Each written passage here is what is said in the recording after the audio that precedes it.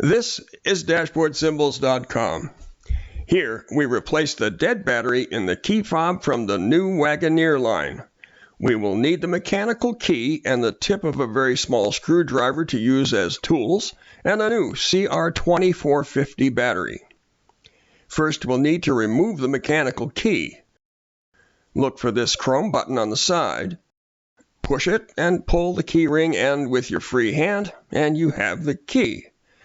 Now we'll use the mechanical key to start the removal of the back of the fob. Look for this slot in the area that the key was hiding. Twist the mechanical key into the slot, and the back begins to separate. It can then be removed by hand. The battery is seen with its markings up, and there is the CR2450. We'll use the tip of the screwdriver to get beneath it, using the small gap shown. It fights back a bit, but eventually comes away. We will slip in a new one, starting beneath the lip shown. Don't forget to peel the backing off the new battery, if there is one.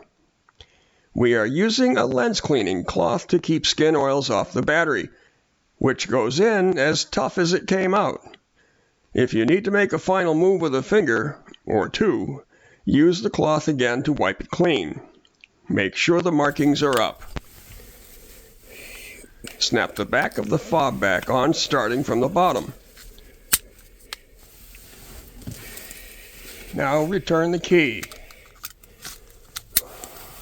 Then test the locks, and you're ready to go.